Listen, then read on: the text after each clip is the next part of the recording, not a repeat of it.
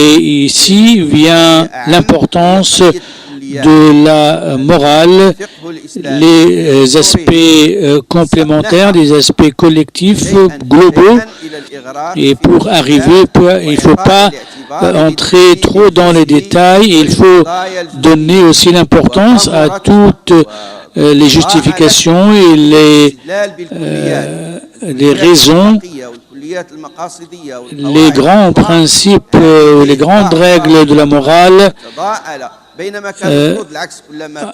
alors qu'on a plus besoin d'avoir ou de concevoir ou bien de comprendre les principes globaux, les principes généraux, plus que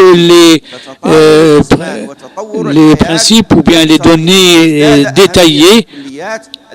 Il faut donc qu'on donne plus d'importance aux principes généraux. Il y a bien sûr des efforts pour s'occuper davantage de ces principes généraux qui sont les objectifs et les règles générales. Donc il faut continuer cet effort pour revaloriser les principes généraux et ne pas se perdre comme on a eu tendance à le faire dans les détails ou les principes secondaires. On sait que, voilà, donc c'est une répétition. Et en contrepartie, on s'occupe de moins en moins des principes généraux, dont la morale. Parmi aussi les raisons, il y a un problème ici dans plusieurs branches des sciences islamiques. Il y a une tendance vers une exagération à changer ou et je crois que ça a donné à dire que certains principes généraux ne sont plus applicables, comme le pardon.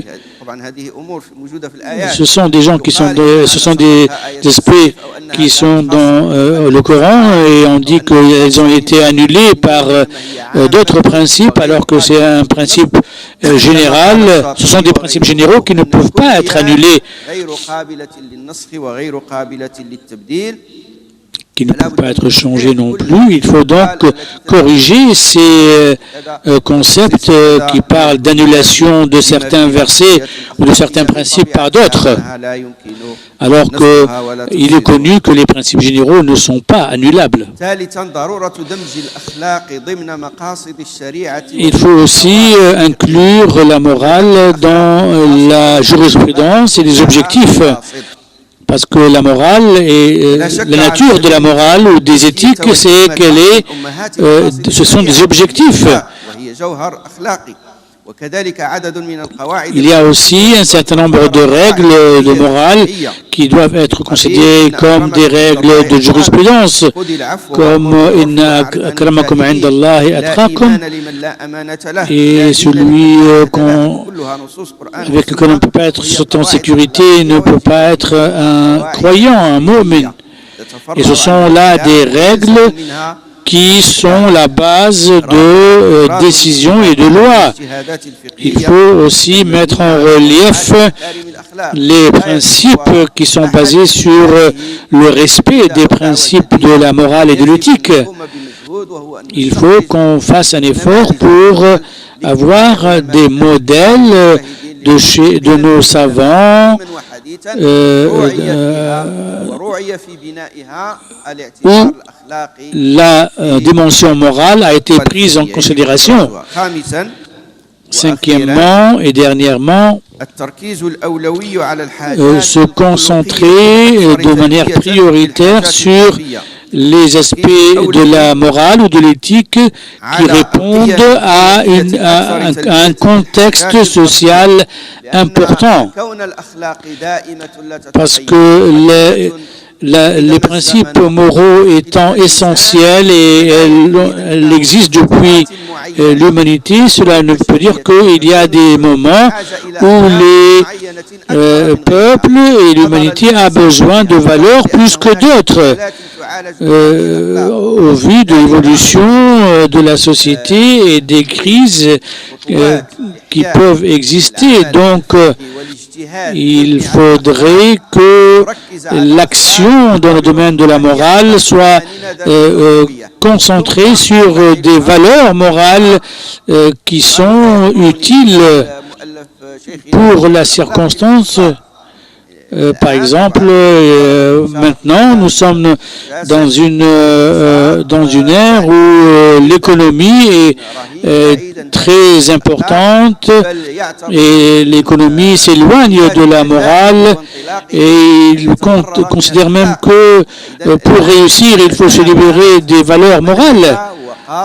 Il y a des appels à faire cela, la morale de la politique, de l'art, de l'économie. Nous considérons qu'en correction de cela et pour faire face à cela, il y a des valeurs morales qui ont la priorité, qui peuvent faire face à ces tendances.